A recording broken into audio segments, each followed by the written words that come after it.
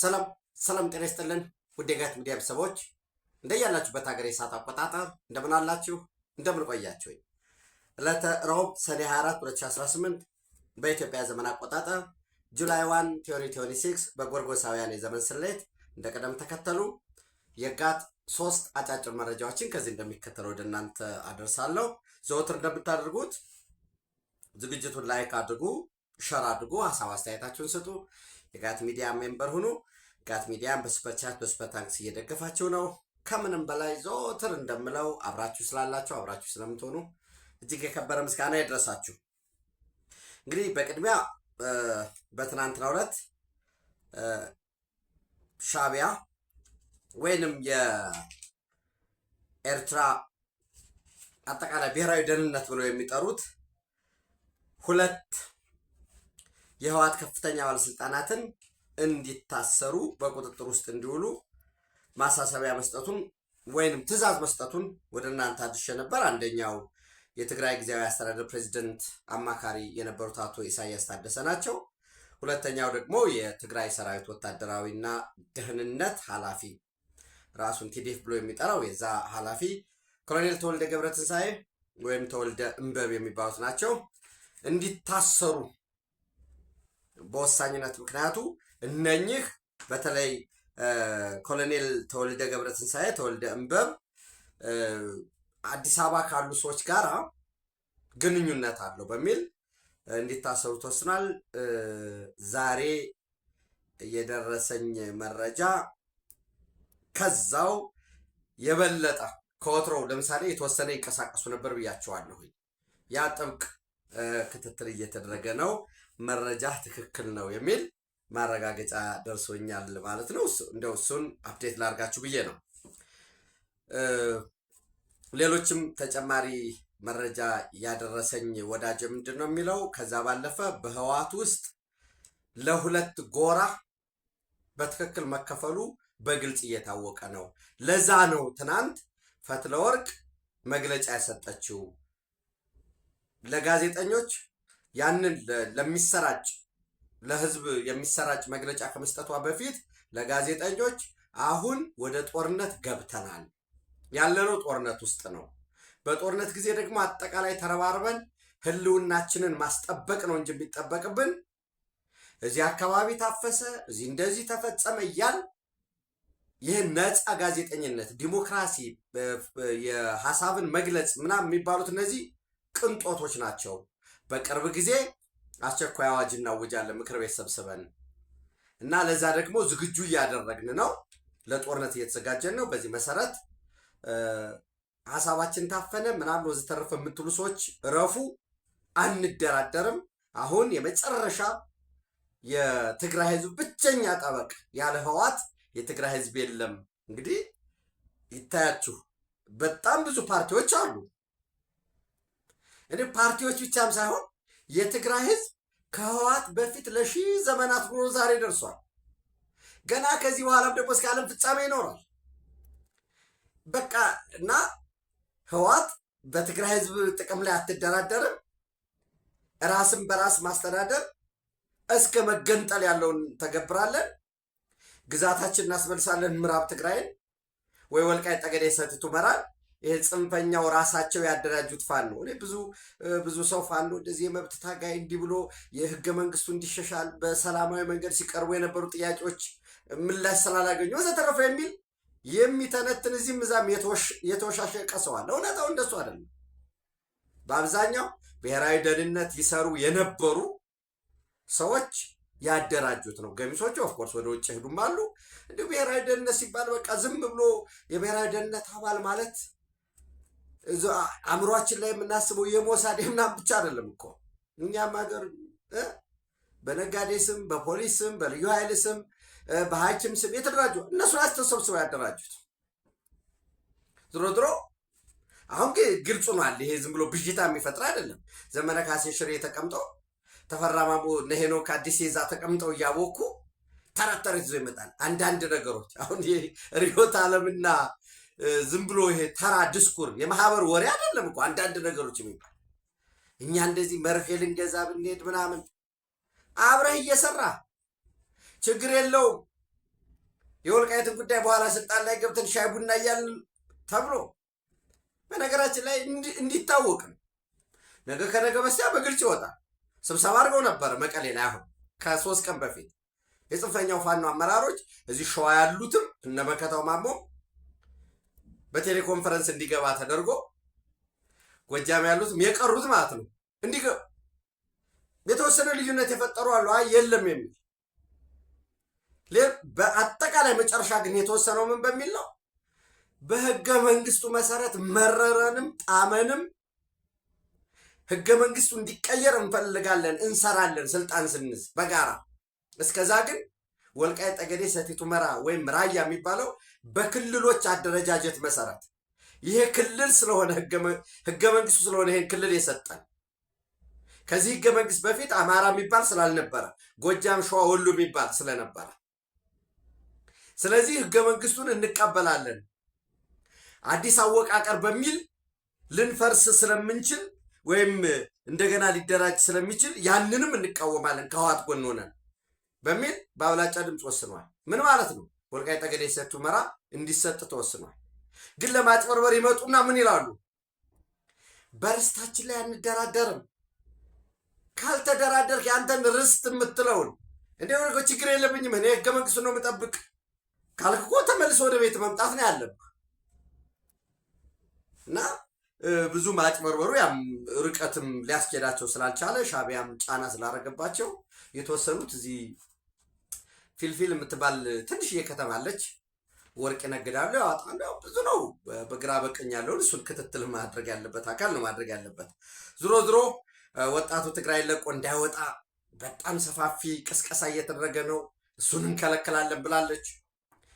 አስቀድሜ እንዳልኳችሁ ለጦርነት ዝግጅት ጨርሰናል፣ አስቸኳይ ጊዜ እናውጃለን። እና አስተማማኝ መረጃ የሚሰጠኝ ወዳጀ ምንድን ነው ያለኝ?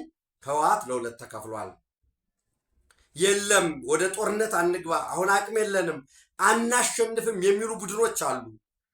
እነ ፈትለ ወርቅ ደግሞ አንደኛ ራሷ ፈትለ ወርቅ ማዕቀብ የተጣለባት ስለሆነ እና አክራሪ የተባልነው ግለሰቦች ሳይሆን ህወሓት ነን ብላ የምታስቀምጠው ለዛ ነው። እና ራሷን ደብረ ጽዮንንም ቢሆን መምራት አልቻልክም በሚል ሊታገድ እንደሚችል ነው። እንግዲህ ይህንን ያው የሰጠኝን መረጃ ስለሆነ ነው ለእናንተ የምሰጣችሁ። ከዛ ከወትሮ በተለየ ደግሞ የኤርትራ የደህንነትና ወታደራዊ አመራሮች በስፋት ወደ ትግራይ ክልል እየገቡ እንደሆነ በነገራችን ላይ ከዚህ በፊት አስታውሱ ከነበረ የትግራይ ክልል ውስጥ በተለይ መቀሌ፣ አዲግራት፣ አክሱም፣ ዛላምበሳ ድንበር አካባቢ ባሉት ሽረን ጨምሮ በናቅፋ መገበያየት ጀምረዋል። አንዳንዱ አክቲቪስቶቻቸው እኮ እንዲያውም ምን ችግር አለው በቃ ናቅፋንና የሱዳን ገንዘብ እንጠቀማለን ገንዘብ ከተከለከልን ሲሉ ነበረ። እና እንግዲህ በደንብ መተንተን በደንብ ማየት ያስፈልጋል። በዛሬው ዕለት የኤርትራ መንግስት አጭር ማስታወቂያ አውጥቷል። ሁሉም የኤርትራ ዜጎች ነው የሚለው። ሁሉም ኤርትራ ዜጎች ኤርትራውያን ከዛሬ ጁላይ 1 ጀምሮ በቀጣይ 30 ቀናት ውስጥ በሙሉ በጥሬ ገንዘብ የያዙትን ገንዘብ ወደ ባንክ እንዲያስገቡ ኤርትራውያን። ሁለተኛ ይህንን የያዙትን ገንዘብ ባንክ የሌላቸው ሁሉም ባንክ እንዲከፍቱ በሚል አስቀምጧልና በደንብ ማየት መተንተን ያስፈልጋል። ግን በጣም ከፍተኛ የሆነ ገንዘብ ወደ ትግራይ ክልል ውስጥ ገብቷል ነው የሚባለው። የኤርትራ ናቅፋ ማለት እንግዲህ እንዴት ሊሆኑ ነው? ከዜጎች ባለፈ በግዥ በዶላር ሁሉ ገዝተው ያመጡት ናቅፋ እንዴት ሊሆን ነው የሚለውን አብረን የምናየው ነው የሚሆነው። ሻዕቢያ ከህወሓት ጎን ሆኖ ከጀርባ ድጋፍ የመስጠት የኢትዮጵያ መንግስትን ትግራይ ውስጥ ወይም የውጊያ ሜዳውን እዛው ኢትዮጵያ ውስጥ አድርጎ የመንግስትን ጉልበት የማዛል እንጂ ሻዕቢያ ከህወሓት ጋራ ሆኖ ወደ ውጊያ ይገባል የሚል እምነት የለኝም። ውጊያ በጀመሩ ቅጽበት መግለጫ እንደሚያወጣ ነው ሆፕ ማድረግ። ምን የሚል የውስጥ ችግራቸውን በንግግር እንዲፈቱ ድንበር አካባቢ ላይ እኛ ጥበቃ እያደረግን ነው የሚል አስገብቶ አስበልቶ ይሄዳል። እኔ ከህወሓት ጋር የሚኖረው ጦርነት ጽንፈኛ እነዚህ ሃርድ ላይነሮች የሆኑትን ማዕቀብ የተጣለባቸውን ጨምሮ 9 ስራ አስፈጻሚዎች 45 የማዕከላዊ ኮሚቴ አባላትን በገቡበት ገብቶ ህግ አስከብሮ እዛ ውስጥ ምንም አይነት ሚሊተሪ ኦፕሬሽን ሳይኖር የፕሪቶሪያ ስምምነት የሚተገበርበትን አግባብ መልሶ ራሱ ሌፍትናንት ጀነራል ታደሰ ወረደ ነው የሚመለሰው ወይንስ ሌላ እዚህ የትግራይ የለውጥ ምክር ቤት በሚል እየተደራጀ ያለው ኃይል አካታች የሆነው እሱ ሌላ ባለድርሻ አካላት የሚመክሩበት ነው። ዞሮ ዞሮ የፌዴራል መንግስት የፕሪቶሪያ ስምምነትን ስላልጣሰ አንድ ራሱ የትግራይ ህዝብ የፕሪቶሪያ ስምምነት ይፈጸምልኝ እያለ ስለሆነ ሁለት ራሱን የትግራይ መከላከያ ኃይል ብሎ የሚጠራው ቲዲኤፍም የፕሪቶሪያ ስምምነት ይፈጸምልን ዲዲአር ይተግበር ወደ ቤታችን እንሂድ ህክምና ይሰጠን እያለ ስለሆነ የኢትዮጵያ ህዝብም እንደ ህዝብ እንደ መንግስትም የፕሪቶሪያ ስምምነት እንዲተገበር ስለሚፈልጉ ሌሎች በወሳኝነት ደግሞ አደራዳሪ የነበሩ የአፍሪካ ህብረትም ራሱ እንደ ጋራንቲር ከወሰናቸው ደግሞ ኬንያም ደቡብ አፍሪካም የአውሮፓ ህብረትም አሜሪካም የአውሮፓ ህብረት ሳይሸራረፍ እንዲፈጸም ነው የሚፈልጉት። ህወሓትስ እየፈለገ ያለ ምንድን ነው? ከፈትለ ወርቅ አዳምጣችሁ ከሆነ በቃ የፕሪቶሪያ ስምምነት እንደሌለው ቆጥረው ሌላ ቦታ ሄደን ነው መደራደር የምንፈልገው አዲስ ድርድር ማለት ነው። እኔ ተደራደሩ ቢባልስ የሚደራደር ሰው ማምጣት ይችላሉ የሚለው ሁለተኛ ምንስ የተለየ ማድረግ ነው የፈለጉ የሚለው እሱ መታየት ያለበት ነው የሚሆነው። ዝሮ ዝሮ የፕሪቶሪያ ስምምነት እንዲተገበር ነው የምፈልግ እያለህ መንግስት እያለ የትግራይ ህዝብ እያሉ ተዋናያን ሌላ ሀገር ሄጅ የሚባለው ቅዠት ነው የሚሆነው። እንደዛም ድርድርም ይኖራል ብዬ አላምንም። ዝሮ ዝሮ ሌሎች አንዳንድ ጉዳዮች አሉ የበለጠ ማጥራት ያለብኝ ወደ እናንተ አደርሳችኋለሁኝ። እሱን ካልኳችሁ በኋላ ለዚህ ከኤርትራ ከገንዘቡ ወጣ ብለን የኤርትራን እውቅና መሰረዝ እስቲል ከ7 ከ8 ወር በፊት እዚህ ጋት ሚዲያን ጨምሮ በተለያዩ ሚዲያዎች ላይ በስፋት እናነሳው ነበረ። ዝሮ ዝሮ ካን ኢትዮጵያ ሪቮክ ኢንዲፔንደንስ ሪኮግኒሽን ኢት ጌቭ ቱ ኤርትራ የሚል ሰፋፊ ዓለም አቀፍ ሚዲያዎችም አርቲክሎች ሲጽፉበት የነበረ ነው። ዝሮ ዝሮ ለኤርትራ ህጋዊ እውቅና ሰጠናል ወይ መጀመሪያውንስ የሚለው መታየት ያስፈልጋል። አዎ ኤርትራ የአፍሪካ ህብረት አባል ሆናለች፣ ኢጋድ አባል ሆኗል። ከዛ በኋላ ተመልሰን በኢትዮ ኤርትራ ቦርደር ኮሚሽን ቁጭ ብለን ተደራድረናል፣ እንደ ሀገር ወስደን አልጀርስ ላይም ደሄግም ሌሎች ስምምነቶች ስናደርግ ቆይተናል የሚባል እሱ ሊቀርብ ይችላል። ግን ያ ሁሉ የጸናው በቃ እንደ ሀገር በግጭት ውስጥ ነው የኖርነው። እስቲ ሰላም እንሆን ሰጠን የሆነ ነገር ብሎ ማሰብና ከዛ በኋላ ኤርትራ ሀገር ከመሆን በባይላተራል በዓለም አቀፍ ግዴታውን ከመወጣት ይልቅ በሙሉ የታጠቁ ኃይሎችን የሚያደራጅ ኢትዮጵያን የማጥቃት ፍላጎት ያለው ሁሉ መንደርደሪያ ላውንቺንግ ፓድ ሆኖ ነው የቆየው። ስለዚህ ለኤርትራ ህጋዊ እውቅና ሰጠናል ወይ አስቀድሞ የሚለውን ማየት አስፈላጊ ነው። ሁለተኛ እነሱ ህጋዊ እውቅና ያገኙበትን ቀን ያከብራሉ ወይ? ለምሳሌ ጁን 26 1960 ሶማሌላንድ ከእንግሊዝ ነፃ ያወጣችበት ቀን ነው። ከ5 ቀን በኋላ ጁላይ 1 ልክ በዛሬው ቀን ነው የዛሬ 66 ዓመት ነው ከ5 ቀን በፊት አግኝተውት የነበሩትን እውቅና መልሰው ወይም ሪቮክ አድርገው ሰርዘው በራሳቸው ምክር ቤት ላይ ያስወሰን በሚል ያ የራሳቸው ጉዳይ ስለሆነ እንጂ ዲቴሉ ያልተሟላ ሁኔታም አለው። ዝሮ ዝሮ ጁላይ 1 1960 በዛሬው ዕለት ደግሞ ሶማሊያ ነፃ የወጣችበት ቀን ነው ከእንግሊዝ። የእንግሊዝን ሶማሊያ ማን ነበር? ጣሊያን ነው ቀይ ግዛት ሲገዛት የኖረ። ጣሊያን ሲሸነፍ ማን ያዘው? እንግሊዝ የፕሮቴክቶሬት ሆኖ ቆየ። በዛሬው ዕለት ደግሞ ጁላይ 1 1960 ነፃ የወጡበት ቀን ነው። ኦፍኮርስ እንግዲህ ዛሬ ላይ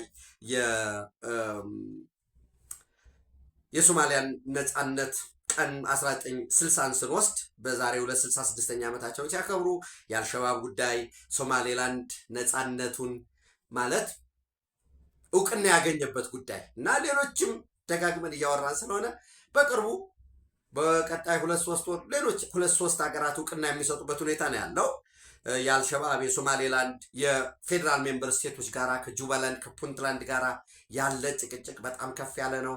ሜይ 15 ነው ስልጣን ጊዜው ያበቃ ሐሰን ሼክ መሐመድ ማለት ምርጫም አልተደረገም። ለአንድ ዓመት ቢራዘምም ቅሉ የኮንስቲቱሽናል አሜንድመንት አድርገናል ወይ ማሻሻያ አድርጃለሁ በሚል እዛ ሁሉ ያሉ ጭቅጭቁ ጉዳዮች አሉ። የአውሮፓ ህብረት ማዕቀብ ጥሎባቸዋል። ከአሜሪካ ጋር ያለው በተለይ የካውንተር ቴሮሪዝም ሪአላይመንቱ ከዚህ በፊት በሰብአዊ ድጋፍ ወዘተረፈ እየተባለ ይሰጥ ከነበረ ድጋፍ ወጥቶ የአሜሪካ ፈርስት የናሽናል ኢንተረስት መሰረት ያደረገ ድጋፍ ወደዛ በመሸጋገራቸው እየተፈጠሩ ያሉባቸው ጫናዎች አሉ። ዝሮ ዝሮ በዚያ ሁሉ ሆነው ሶማሊያ ነፃ ያወጡበትን ቀን ያከብራል። ኤርትራ ነፃ ያወጣችበትን ቀን ለምሳሌ ግንቦት 1985 ነው የሚያከብሩ አይደለም። አስመራ የገባንበት ምጽዋን የተቆጣጠርንበት እያሉ ነው። ስለዚህ በጉልበታችን ነው። እንዲያውም በቅርቡ 30 ምናምን ዓመት ታግለን በነፃነት ደም ዋጋ ከፍለን አሜሪካ እንዲያውም አሜሪካ ከሩሲያም ከምንም ኢትዮጵያ ድጋፍ ታገኝ ነበር። እኛ ግን ምንም ድጋፍ ሳናገኝ ግድ የለም። እሱን ሪቶሪኩን ነው ብላችሁ ይሄ ከሆነ ከቅኝ ግዛት ነው የወጣን ካሉ አዎ፣ እንዲያውም ኢትዮጵያ ምንድነው ማለት ያለባት? ልክ ነው በቃ ቅኝ ገዝቻችኋለሁ ብንላቸው ምን ይሆናል ማለት ነው? የመጨረሻ ከኮሎኒያሊዝም ወይም ከቅኝ ግዛት ነፃ የሚወጣ ሀገር የመጨረሻውን ድንበር ነው ይዞ የሚወጣው ይላል። በዛ መሰረት አሰብ የራስ ገዝ አስተዳደር ነው የነበረው። ግን ራሱንም አካተው እንዳልኳቸው አንዱ ባንዳ 4 ኪሎ ገባ፣ አንዱ ሌላኛው ባንዳ አዲሃሎ ገብተው ኢትዮጵያ ያለ ምንም እንደ ቅርጫ የተከፋፈሉበት ሲጀመርም የሻቢያም የሌሎችም የነዚህ ሁሉ ታጣቂዎች ግብጾች፣ ሱዳኖች፣ ሌሎችም ከጀርባ ያሉ ሀገራት ሲረዱ የነበሩ ኢትዮጵያን ከቀይ ባህር የማራቅ ነው። ከቀይ ባህር አርቀውን ደግሞ በቃችኋል አሉ ነው።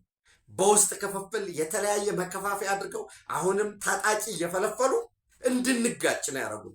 ያንን እንግዲህ ደጋግሜ ኮንፍሊክት ማፕ ያስፈልገናል።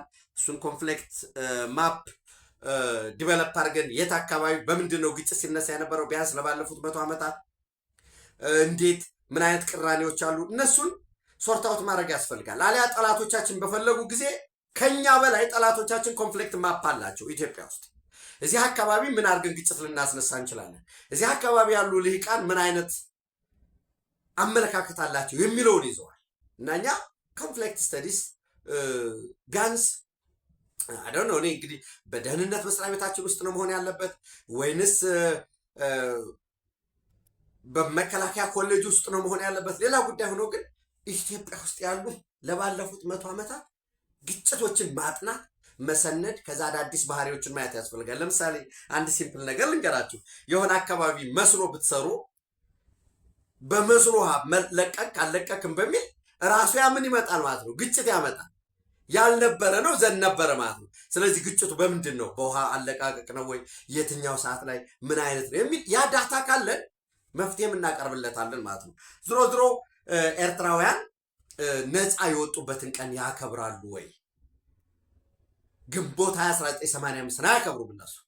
ስለዚህ እኛ የሰጠናቸው ህጋዊ እውቅና አለ ወይ? የለም። እነሱ ህጋዊ እውቅና ያገኙበትን ቀን ያከብራሉ ወይ? አያከብሩም። ልክ ለምሳሌ ጁን 26 1960 ሶማሌላንድ ነፃነት ቀኗ እንደምታከብረው ከእንግሊዝ የወጣችበትን ራሱ ጁን 26 1960 ማዳጋስካር ከፈረንሳይ ቅኝ ግዛት የወጣችበትን እንደምታከብረው ጁላይ 1 ደግሞ ዛሬ ሶማሊያ ነፃ የወጣችበትን ብቻም ሳይሆን የሶማሊያ ፌዴራል ትልቅ አገር የመሰረትንበት ብለው የቀረን እንዲያውም የጅቡቲ ሶማሊያ፣ የኢትዮጵያ ሶማሊያ፣ የኬንያ ሶማሊያ ያ ኢሪደንቲዝም የድረስ ያራምዳቸዋል። አሁን ያችን ፍላሽ ፖይንት አድርገው ግጭት ለመቀስቀስ የሚያስቡ ሰዎች ነበሩ ከውጭ ብዙም ኢሬሌቫንት ስለሆነ ነው። ስለዚህ እሱን ወስደን ከዛ ባለፈ ደግሞ ኤርትራ ከኢትዮጵያ ነፃ ወጣች ከተባለ ኤርትራ ሀገር ሆናለች ወይ የሚለው መታየት ያስፈልጋል። ሪሊ ኤርትራ ሀገር ሆናለች ወይ? አንድ ሀገር የሚባለው ቴሪቶሪ ያስፈልገዋል፣ የታወቀ ድንበር፣ ኢኮኖሚ ያስፈልገዋል፣ ገቨርንመንት ያስፈልገዋል፣ ፐርማነንት ፖፕሌሽን ያስፈልገዋል ካለ እሺ ቴሪቶሪ ያስፈልገዋል አለ። ሶስቱን አሟሉ ብለን በየትኛው ቴሪቶሪ ነው እውቅና ያገኘችው? በ1920 ምናምን በሚባለው አጼ ምኒልክ ከጣሊያን ጋር ፈረሙት የሚባለው ያማ ቅኝ ግዛት ገዝታችሁናል ከተባለ ሲሆን ያስፈልጋል። ዘን ኤርትራ ከኢትዮጵያ ነፃ ወጣች ከተባለ በኋላ በየትኛው የድንበር ውል ነው? ለምሳሌ አንዱ የኢትዮ ኤርትራ ቦርደር ኮሚሽን ዘሄግ የወሰነ ይከበር ይባላል።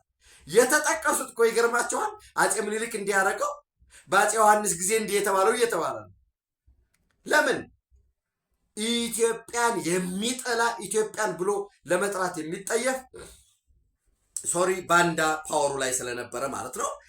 ዝሮ ዝሮ ስቲል የኤርትራን እውቅና መሰረዝ ህዋት አሁን አንዳንዶቹ የአፍሪካ ህብረት መቀመጫ ሆነን የዩናይትድ ኔሽን እንደዚህ ሆኖ ፖለቲካል ነው ኢምፕሊኬሽኑ እውቅና ሰረዝን አልሰረዝን የሚሉ አሉ።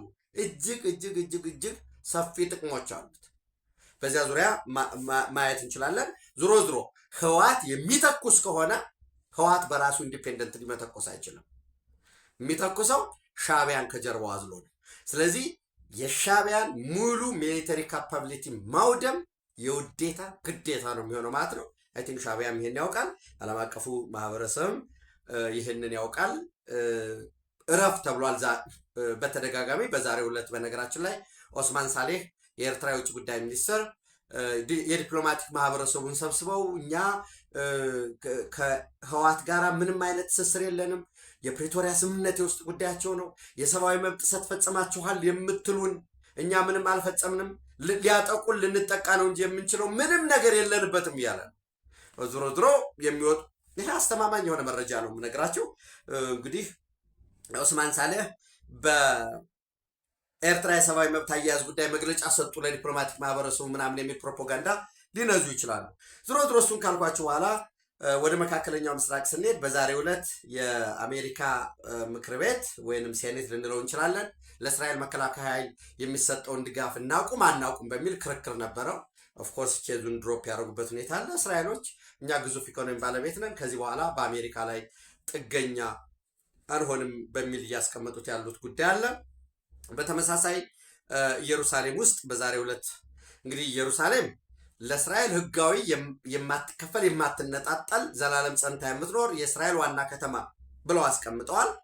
ኦፍኮርስ የዩኤን ሪዞሉሽን 478 ደግሞ አጨቃጫቂ ስለሆነ በኢየሩሳሌም ኤምባሲ ያላቸው ሀገራት ኤምባሲያችሁን ከኢየሩሳሌም ዊዝድሮ አድርጉ የሚል ሪዞሉሽን ነው፣ ውሳኔ ነው። የተባበሩት መንግስታት ድርጅት ውሳኔ ቁጥር 478 ኦፍኮርስ በዚህ 8 ሀገራት ኢየሩሳሌም ውስጥ ኤምባሲ ያላቸው አንደኛዋ አሜሪካ ነች። ዶናልድ ትራምፕ እንደመጣ ነው እንግዲህ ዲሴምበር 6 2017 ነው ወደ ኢየሩሳሌም ኤምባሲ እንከፍታለን አለ። ዘን ሜይ 14 2018 ኦልሞስት ኤምባሲው ሙሉ ለሙሉ ወደ ኢየሩሳሌም የተዘዋወረበት ሁኔታ ነው ያለው። በዛሬው ዕለት እጅግ ግዙፍ የሆነ ዘመናዊ አሜሪካን ይመጥናል የሚባል ኤምባሲ ለመገንባት የቦታ ርክክብ ከእስራኤል የውጭ ጉዳይ ሚኒስትር ጌዲዮን ሳር ጋር አድርጓል። ሌላው እንግዲህ ሆንዱራስ ነች። ጁን 24 2021 ኤምባሲዋን ኢየሩሳሌም የከፈተች ሀገር ነች። ኮሶቮ ማርች 14 2021 የከፈተች ሀገር ነች። ፓፑዋ ኒው ጊኒ ሴፕቴምበር 5 2023 ነው ኢየሩሳሌም ላይ የከፈተው። የፊጂ ሴፕቴምበር 17 2025 ኦልሞስት ከአሁን ሴፕቴምበር ሲመጣ 1 ዓመት የሚሆነው ማለት ነው። ፓራጓይ ሜይ 21 2028 ከፈተች። ከዛ ሜይ 21 2018 ሶሪ ሜይ 21 2018 ከፍታ ከአንድ 4 ወራት በኋላ መንግስት ሲቀየር ሴፕቴምበር 5 2018 ላይ ኖ ኢየሩሳሌም የተከፈተው አግባብ አይደለም ብሎ ወደ ቴል አቪቭ መለሰው አዲሱ መንግስት።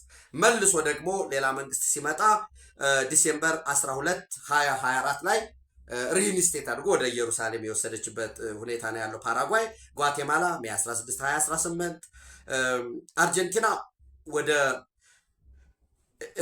ከቴልአቪቭ ወደ ኢየሩሳሌም እናዞራለን ብለዋል። ሶማሌላንድ የምታስታውሱት ነው ጁን 15 2026 ከ15 ቀን በፊት ከ16 ቀን በፊት ኢየሩሳሌም ላይ ከፍታለች። ብራዚልን በተመሳሳይ እንግዲህ ሉላ ዳ ሲልቫ በ2023 አይደል ወደ ስልጣን የመጣው ዘንድ በ2023 ስልጣን ሲሸነፍ ይሄ ጀር ቦሎሶናሮ የሚባለው የከፍተኛ ወታደራዊ አዛዥ የነበረ ሰው ነው። ከ2019 እስከ 2023 ስልጣን ላይ ነበረ። በምርጫ ተሸነፈ። ዘንድ በምርጫ ከተሸነፈ በኋላ ስልጣን አልለቅም ብለዋል። ወታደራዊ መፈንቅለ መንግስት አስቦ ነበር በሚል የሉላ ዳ ሲልቫ መንግስት አሁን በስልጣን ላይ ያለው ክስ መሰረተበት። በክሱ መሰረት ወደ 27 ዓመት ከ3 ወር እስር ቤት ተፈርዶበታል። 27 ዓመት ከ3 ወር እና ለቀጣይ ኦልሞስት 44 ዓመት ያህል እንግዲህ ይህ ሰውዬ እድሜያቸው ወደ 71 ዓመታቸው ነው። ለቀጣይ 40 ምናምን ዓመት 44 ዓመት ያህል እስከ 2060 ኤኒዌይስ ምንም አይነት መንግስታዊ ኃላፊነት እንዳይዙ አፕላይ እንዳያደርጉ እንዳይሾሙ ደግሞ ፍርድ ቤት ወስኗል። የአሜሪካ ፕሬዚደንት ዶናልድ ትራምፕን ጨምሮ ለቦሎሶናሮ ይቅርታ እንዲደረግላቸው ተደጋጋሚ ለሉላ ዳ ሲልቫ ጠይቀው ነበር፣ እምቢ ብለዋል። ዞሮ ልጁ የዚህ የጀር ቦሎሶናሮ ልጅ ማን ይባላል መሰላችሁ? ፍላቪዮ ቦሎሶናሮ አሁን የምክር ቤት አባል ነው፣ የሴኔት አባል ነው። በመጪው ኦክቶበር ከአንድ አሁን ጁን ላይ አይደለ? ጁላይ፣ ኦገስት፣ ሴፕቴምበር፣ ኦክቶበር ከ4 ወር በኋላ ፕሬዚደንታዊ ምርጫ ውድድር ይደረጋል ከሉላ ዳ ሲልቫ ጋራ። እንግዲህ እወዳደራለሁ ብሏል ሉላ ዳ ሲልቫ። በዚህ ውድድር እድል ከቀናኝ ድሌን የማከብረው የማጣጥመው ኢየሩሳሌም ነው ብሏል። ስለዚህ ብራዚልም ወደ ኢየሩሳሌም ለማሸጋገር ሙከራዎች ይኖራሉ። በተመሳሳይ ስሎቬኒያ አዲሱ ጠቅላይ ሚኒስትር ጃኔስ ጃንዛ ምን ብሏል? ለፍልስጤም የሰጠነውን እውቅና እንሰርዛለን። እውቅና ሰጣለች ስሎቬኒያ። ስለዚህ እውቅናውን እንሰርዛለን፣ ኤምባሲውን ደግሞ ኢየሩሳሌም እናደርጋለን ብሏል። ስለዚህ ለኤርትራ የሰጠውን እውቅና ሪኮግኒሽን ፖለቲካል ከሆነ ፖለቲካሊ ዊዝድሮ ማድረግህ ቀጥሎ የሚመጡ ጉዳዮችን በደንብ ማስላቱ እንደተጠበቀ ሆኖ ማለት ነው። በኢትዮጵያ በኩል እጅግ የኤርትራን እውቅና ኢትዮጵያ ብሰርዝ የምታገኛቸው ጥቅሞችን በሚል በስፋት ልናየው እንችላለን። በቀጣይ ያለው ሁኔታ ነው ከእስራኤልና አሜሪካ መካከል። አሜሪካ ዳግም ወደ ኢራን ጦርነት ውስጥ ልትገባ ትችላለች የሚሉ ሰፊ ሀተታዎች እየወጡ ነው ያሉ። በተለይ ከ400 ኪሎ ግራም በላይ የበለጸገ ከ60% በላይ ኤንሪችድ የሆነ የዩራኒየሙ ጉዳይ መፍትሄ አላገኘም። ሌሎችም ጥቃት ያልደረሰባቸው እነዚህ ሰርቫይቪንግ ሴንትሪፊግስ የሚባሉትና ለዓለም አቀፉ የአቶሚክ ኤጀንሲ ጨምሮ ለፍተሻ ለምርመራ ለኢንስፔክሽን ስላልተፈቀዱ የሚል ጉዳዮች አሉ። ስለ ኢራን የፕሮክሲ ግሩፕ ራሱ ሐማስም ሄዝቦላን ጨምሮ የተባለ ነገር የለም። በእስራኤል በኩል ያለው አህጉር አቋራጭ ባሊስቲክ ሚሳይሎች፣ የሆርሙዝ ጉዳይ ለምሳሌ ኢራንና ኦማን ለማስከፈል እየተነጋገሩ ነው የሚሉ መረጃዎች እየወጡ ነው ያሉ። በዚሁ እንዳለ እንግዲህ የአውሮፓ ህብረት የአቪዬሽን ሴፍቲ ኤጀንሲ እስከ ጁላይ 8 ድረስ ጥንቃቄ አድርጉ፣ በዚህ በገልፍ ሪጅን በተለይ በኢራቅ በኢራንና በሊባኖስ ሰማይ ላይ አትብረሩ የሚል ማስጠንቀቂያ አውጥቷል። የኢዩ አቪዬሽን ሴፍቲ ኤጀንሲ ኤርላይንስ ሹድ ኮንቲኒዩ ቱ አቮይድ ኤርስፔስ ኦቨር ኢራቅ ኢራን ኤንድ ሌባኖን ኤንድ ሪሜን ካሽስ across the region because of uncertainty over the coastline and risk of rapid escalation ይላል።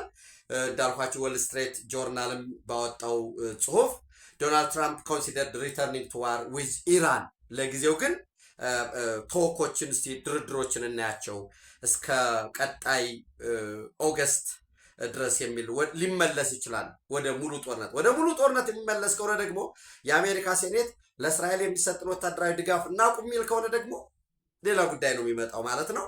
ዝሮ አሁን ወደ ግጭት ከተገባ የአውሮፓ ህብረት አባል ሀገራት ራሱ ኔቶ ጨምሮ የግጭቱ ተሳታፊ የሚሆኑበት እድል ከፍ እያለ ነው የሚመጣው። በዚሁ ላይ የእስራኤል የኢኖቬሽን እና ቴክኖሎጂ ሚኒስትር የሆኑት ጊላ ጋምሌን አንድ ፕሮፖዛል ለመንግስት አቅርብ ያለሁ ነው የሚሉት እና ያቀረብኩት እቅድ እዛ ጋዛ የሚኖሩ ፍልስጤማውያን ከሞሳድ ጋር ተባብረን ሪሎኬት ማድረግ አለብን ወይንም ሌላ ሰፈራ ውስጥ እንዲገቡ ማድረግ አለብን። ምንድነው የሚለው እስራኤሊ ሚኒስትር ፕሮፖዝ ጋዛ ሪሎኬሽን ፕላን ኢንቮልቪንግ ሞሳድ ይላል። ምን ማለት ነው እንግዲህ? አንዳንዶቹ ቪዛ ከተሰጣቸው ፍሪ ቼክ ከተሰጠ ገንዘብ ከተሰጠ ሊሄዱ ይችላሉ በሌሎች ሀገራት ጋር እስራኤል አብራ ከሰራች የሚል አለ።